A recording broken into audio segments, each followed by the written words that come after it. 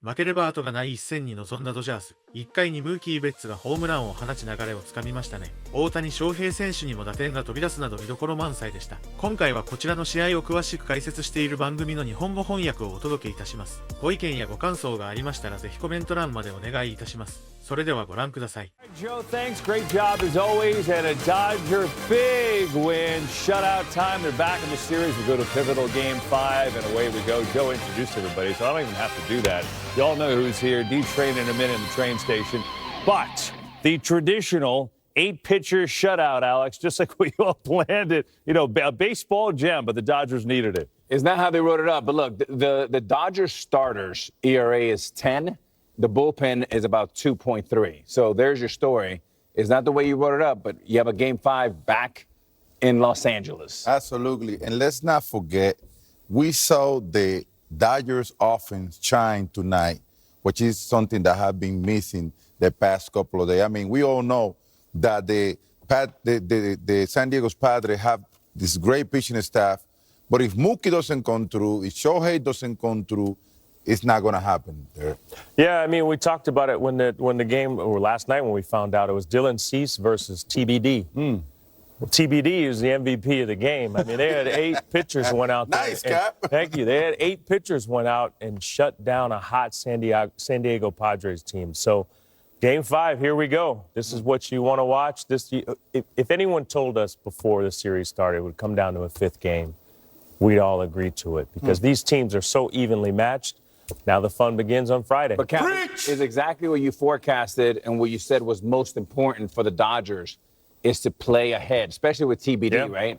And they did that today. Mookie Betts, 3 balls over the walls in 3 consecutive first innings. 2 of them are actually home runs. Oh, I like that. I see what you did there. Yeah, and look, and they did it without Freddie Freeman, right? So you take him out, you put Max Muncy at first. He hadn't played there in a couple of years, and he did just fine. He's standing by now with our Ken Rosenthal.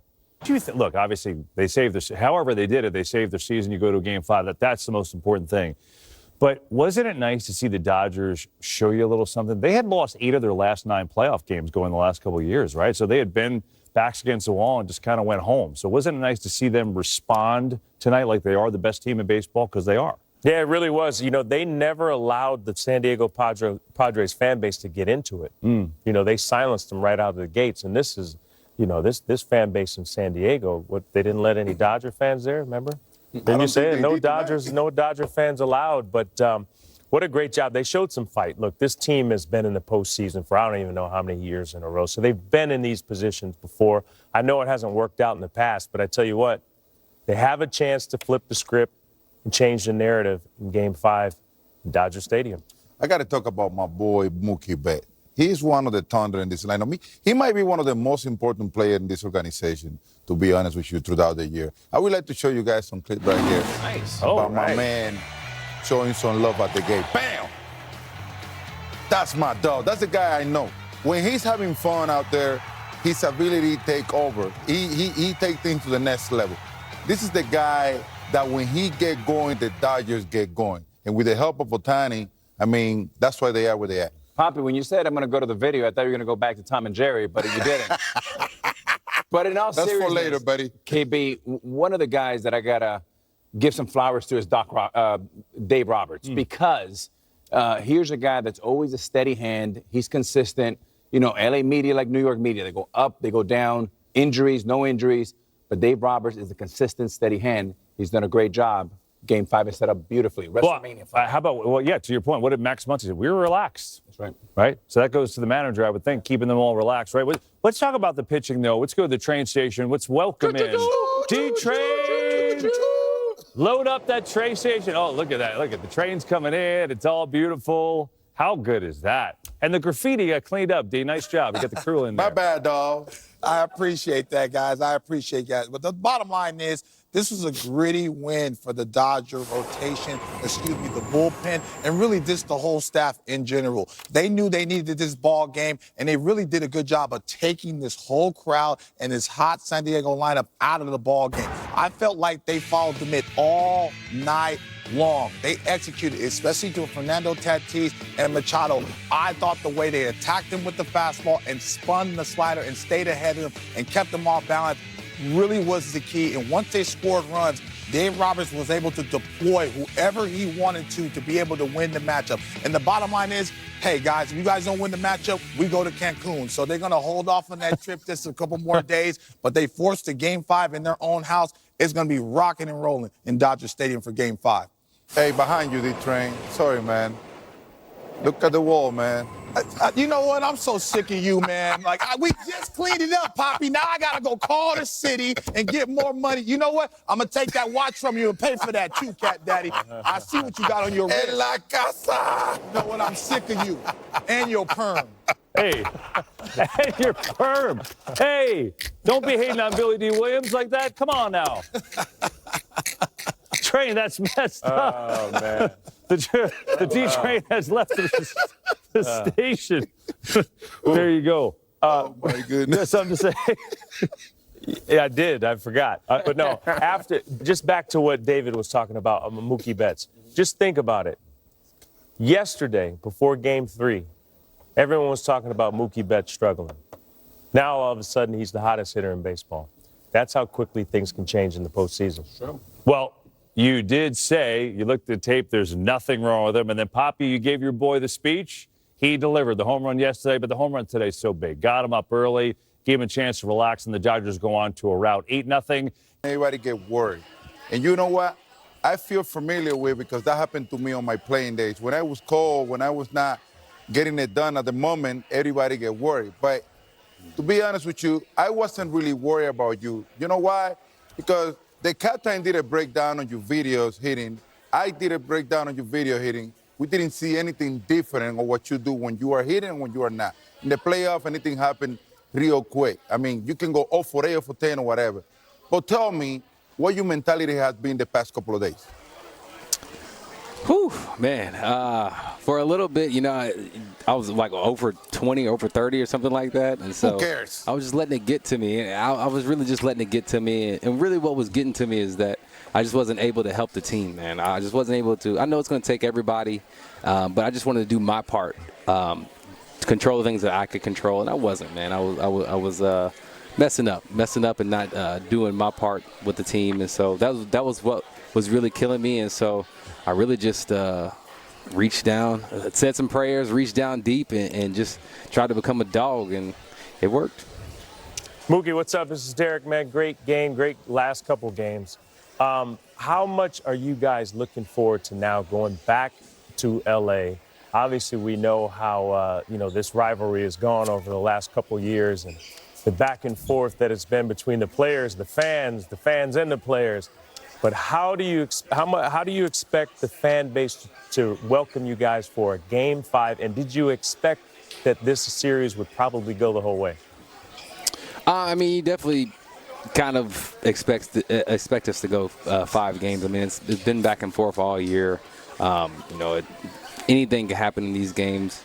But I think it'll be great. I think the stadium will be rocking. It'll be loud. But we just have to continue to play our game and don't try and do too much. Just control the things that we can control and come out ready to go.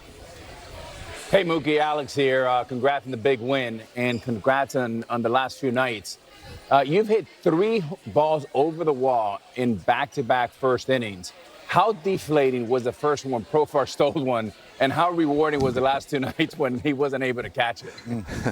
Oh, man, the first one, I mean, that was in the midst of the over whatever, and so that was really deflating. And then yesterday I got to see one fall. I felt kind of like Steph Curry a little bit. I just needed to see one go in, and then I know I could do it. And now I have my confidence back, and I'm ready to go. Mookie, we, Poppy recorded this heartfelt message to you yesterday on the air and to the fans at home so they could see it. And obviously, you know what he thinks of you. And when he was done, I thought that maybe he could start a business, charge $29.99 for a similar message. I'm curious, would you pay the $29.99 for a message of that ilk from Big Poppy? Is it worth it? Yeah, absolutely. Anything from him, I got him. That's Big Bro. So if he says something, I'm listening.